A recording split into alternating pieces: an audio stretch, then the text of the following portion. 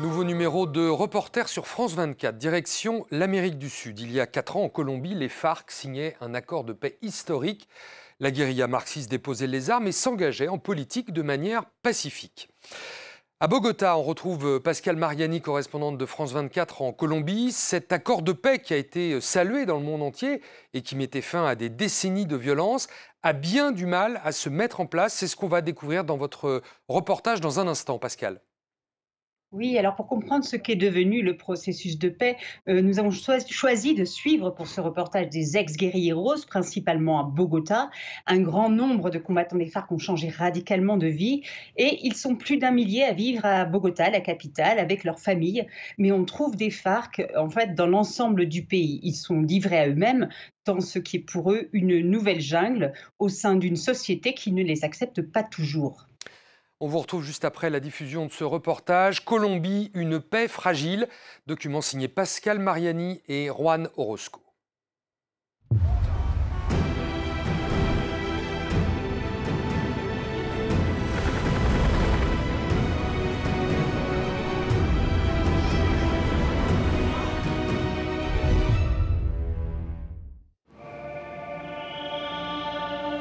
Cette feuille de papier contient des excuses historiques. Au début des années 2000, la route qui relie Bogota aux plaines orientales était le théâtre des pêches miraculeuses, ces enlèvements massifs de la guérilla des FARC. Ce type d'action n'était pas digne d'une guérilla révolutionnaire. Comment une guérilla pouvait-elle arrêter les gens sur une route et kidnapper contre rançon n'importe quel citoyen parce qu'il portait telle marque de vêtements ou avait telle voiture?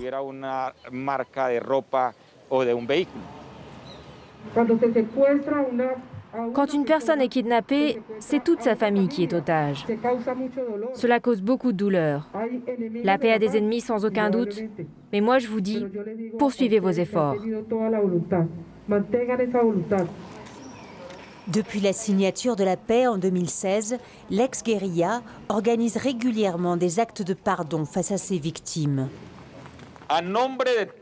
Au nom des personnes présentes qui faisaient partie des ex-FARC, nous demandons pardon au pays. Nous demandons pardon à toutes les personnes et à toutes les familles qui ont souffert de la pratique de l'enlèvement. Ces actions sont injustifiables. Rien ne peut les expliquer. En 2017, 13 000 combattants des FARC ont déposé les armes. Pendant 2 ans, le pays a vécu une sorte de lune de miel. Puis, la violence a ressurgi de plus belle. Les ex-guérilleros accusent le président Ivan Duque de ne pas respecter l'accord signé par Juan Manuel Santos, son prédécesseur.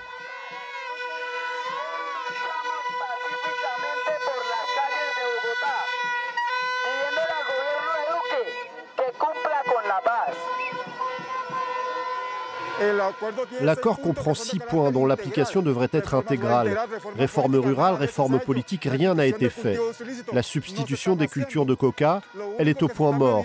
La seule chose qui se poursuit à peu près, c'est la réinsertion des anciens combattants et on nous assassine. Plus de 250 ex-combattants ont été assassinés. La mort d'Albeiro Suarez, tué par balle dans sa plantation de cacao, a provoqué cette mobilisation. Nous ne savons pas qui l'a tué. Nous exigeons plus de sécurité pour les signataires de la paix. Plus d'1 millier d'ex-membres des FARC ont refait leur vie dans la capitale. José Zamora, alias Chucho, était le chef des milices urbaines.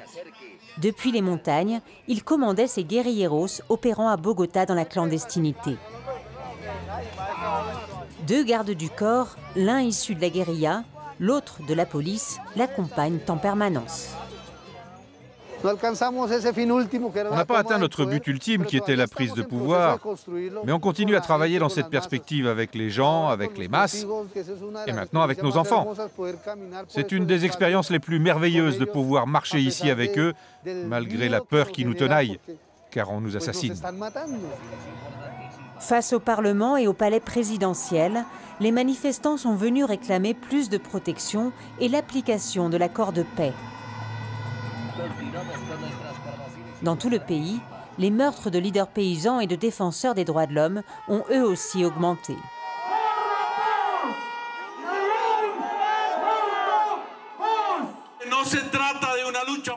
Ce n'est pas seulement le combat d'un parti, mais la lutte de toute la nation, de la patrie, pour que nous puissions enfin tourner les pages douloureuses de notre histoire de violence. Fruit de l'accord de paix, le parti issu des FARC a droit à 10 sièges au Parlement. Mais il est à présent divisé. Chucho et sa compagne, elle aussi ex-combattante, se sont connus en prison.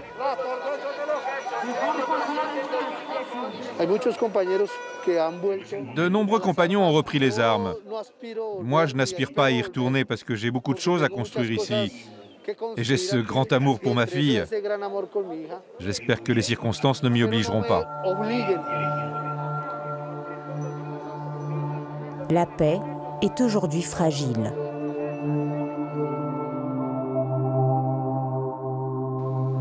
Septembre 2016, les FARC organisent leur dernière conférence en armes.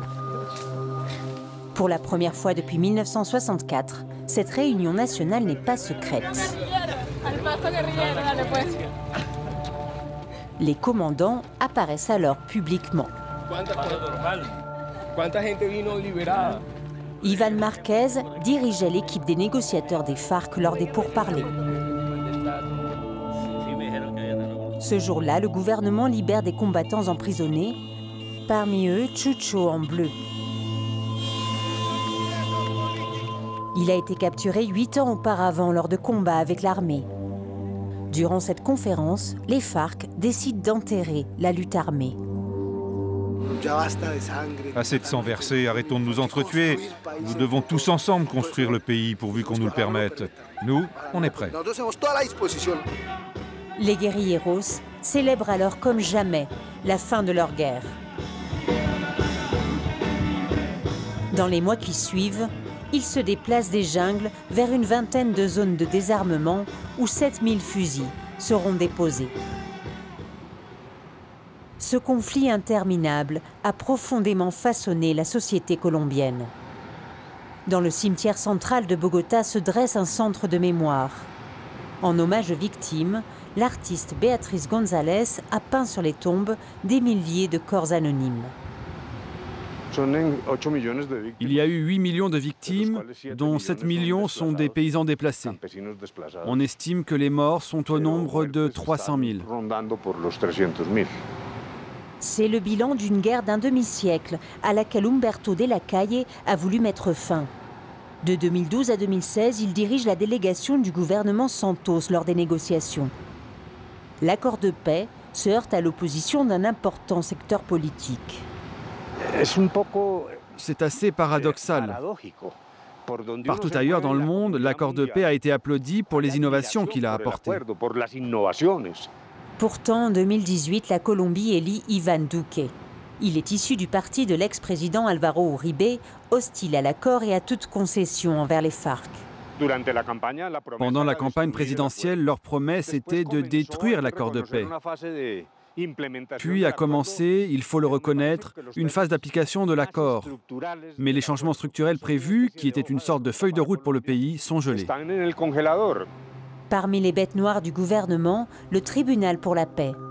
Né de l'accord, il offre une certaine impunité aux coupables de crimes graves contre la vérité historique. La clé de ce tribunal est de convoquer tous les coupables, FARC, militaires qui ont failli à leur devoir et les tiers non combattants qui ont financé la confrontation. Ceci génère des résistances. Nous avons contacté le parti présidentiel pour rencontrer l'un de ses représentants. Nos demandes sont restées sans réponse. Le processus de paix évolue dans cette ambiance polarisée, sous la vigilance d'une mission de vérification de l'ONU. Le principal défi qu'affronte actuellement le processus de paix est sans doute celui de garantir la sécurité des anciens combattants. Le gouvernement défend sa volonté d'appliquer l'accord. Nous travaillons sur un projet prévu pour durer plus de 15 ans, qui continuera bien au-delà de ce gouvernement. Mais notre message est clair, le président Ivan Duque s'engage fermement pour la réinsertion des ex-combattants et pour l'application d'une politique de paix dans la légalité, mais aussi pour apporter des garanties de sécurité. Pour les autorités, un grand nombre d'assassinats d'ex-rebelles proviendraient des groupes dissidents. Les FARC accusent les agents de l'État et les paramilitaires. La plupart de ces crimes restent non élucidés. Les plus exposés ont droit à une voiture blindée. Chaque signataire de la paix bénéficie d'un subside de 2 000 € pour monter un projet productif. Chucho s'est associé avec 9 de ses anciens compagnons d'armes. On voulait se lancer dans quelque chose de bio ou d'artisanal. On a d'abord pensé faire des savons, puis des balais. On est passé par une quantité de projets. Puis des civils du village d'Oubaté nous ont appris à faire des bières artisanales. Ils ont baptisé leur bière brune La Trocha, le sentier, une marque qui s'inspire de leur passé dans le maquis. L'objectif est de générer des emplois pour les ex-combattants, rarement bien accueillis sur le marché du travail. Comment je justifie, moi, ce que j'ai fait 30 ans de ma vie quand j'étais chez les FARC? Si je dépose un CV quelque part, on va me demander « Qu'avez-vous fait pendant ces 30 ans ?» Je leur dis quoi?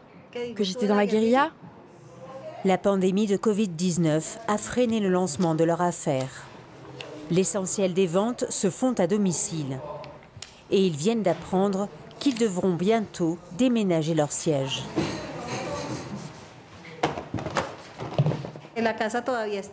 La maison est en vente et ils nous ont dit qu'elle était vendue, alors que ce n'est pas le cas. C'est une manière dissimulée de nous expulser. Les banques font pareil. Elles ne nous disent pas « nous n'ouvrons pas de compte aux ex-combattants ». Mais elles nous mettent tellement d'obstacles qu'il est impossible pour nous d'ouvrir un compte bancaire. Sur Internet, ils ont lancé une collecte solidaire.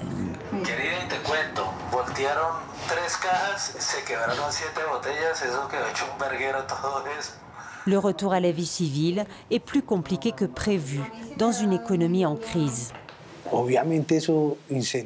Évidemment, si les anciens combattants ne sont pas réinsérés dans la vie économique, dans la société, ça peut les mener au désespoir.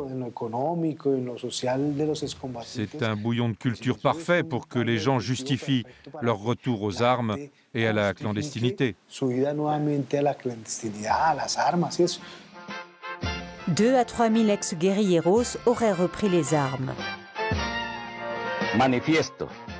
En août 2019, Iván Márquez glace le pays en annonçant la reformation des FARC. Es la continuación de la lucha guerrillera en respuesta a la traición del Estado a los acuerdos de paz de La Habana. L'histoire semble se répéter.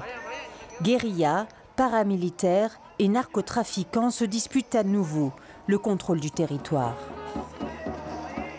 À Bogota, les ex-combattants ont organisé un défilé de vêtements confectionnés par les démobilisés.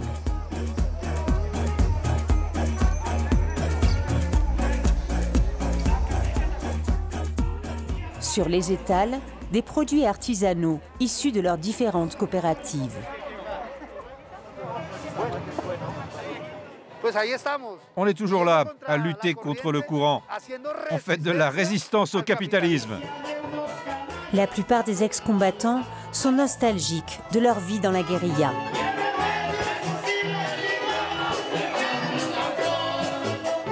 Beaucoup continuent de croire en cette paix incertaine, dans une société qui ne leur a pas encore tout à fait pardonné.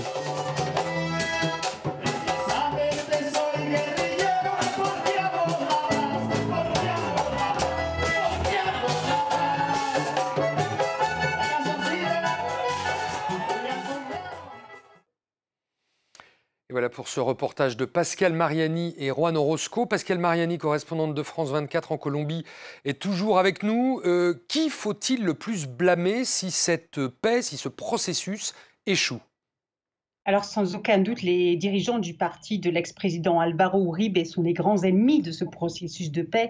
Eux-mêmes le clament, l'affirment. Ils sont contre toute concession accordée aux FARC et ils ont aussi de nombreux Colombiens derrière eux. C'est en plus le parti au pouvoir. Le président Iván Duque vient de leur rang et donc il est très compliqué d'appliquer un accord quand le gouvernement en place est opposé à l'esprit même de cet accord, c'est-à-dire aux réformes sociales et politiques qui étaient le fondement même de l'accord de paix. Mais Humberto de la Calle, le chef des négociateurs du gouvernement, Santos, qu'on a interviewé, se sent aussi bien trahi, il emploie ce terme, par les ex-guérilleros qui ont repris les armes. C'est le cas notamment de Iván Márquez et de Jesús Santrich, des chefs très importants des FARC. Et dans le cas de Santrich, il a été accusé par les autorités de trafic de drogue après la remise des armes. Or, une enquête parlementaire a prouvé qu'il s'agissait d'un montage judiciaire dans le but de nuire au processus de paix. Et suite à cela, Santrich a repris les armes avec Iván Márquez. Donc, comme souvent en Colombie, l'histoire ressemble à une telenovela dramatique puisque le pays est à nouveau plongé dans la guerre. Le parti politique des FARC, dont l'acronyme, je le rappelle, signifie Forces armées révolutionnaires de Colombie, vient de changer de nom. Est-ce que c'est une manière, Pascal, de rompre un peu plus avec leur histoire ? Oui, tout à fait. Le parti FARC vient d'annoncer qu'il changeait de nom pour deux raisons. D'abord, l'acronyme FARC, dans l'esprit des Colombiens, est lié à des décennies de souffrance et de guerre, mais aussi parce que les groupes dissidents qui ont repris les armes utilisent eux-mêmes le nom de FARC, donc pour ne pas générer de confusion dans l'opinion et se démarquer clairement des FARC en armes. Le parti s'appellera désormais Parti des communs. Ce parti a d'ailleurs des sièges au Parlement suite à l'accord de paix. Cela leur donne une légitimité politique. On écoute une sénatrice issue des FARC, ex-combattante, nous parler de cette présence au Congrès. Je suis sénatrice de la République suite à l'accord de paix. Je dis que nous sommes engagés dans un dialogue sérieux. Nous travaillons avec de nombreux secteurs politiques. Bien sûr avec les partis proches du gouvernement, en particulier le parti Centre démocratique, il n'y a aucun moyen de mener des actions communes. Au contraire, il y a une stigmatisation permanente de notre travail et des ex-combattants dans les campagnes, qui visent à justifier ces assassinats. C'est très douloureux. Et c'est aussi une attaque contre la paix en Colombie. Quelles informations a-t-on sur les autres FARC, c'est-à-dire la guérilla, celle qui a repris les armes ? Alors, les nouvelles FARC sont divisées entre elles. Iván Márquez souhaitait diriger l'ensemble des mouvements dissidents, mais il n'y est pas parvenu. Donc, dans plusieurs régions du pays, il y a deux groupes de FARC qui répondent à des commandants différents. Ils se font même parfois la guerre entre eux pour le contrôle du territoire. Et par ailleurs, selon les autorités colombiennes, Iván Márquez se trouverait réfugié au Venezuela, protégé par le gouvernement de Nicolás Maduro. Et ceci donne à ce conflit une tournure à présent régionale. Pascal Mariani, correspondante de France 24 en Colombie. Merci Pascal. C'est la fin de ce magazine. Merci à vous de l'avoir suivi et on se retrouve la semaine prochaine pour un nouveau numéro de Reporter sur France 24.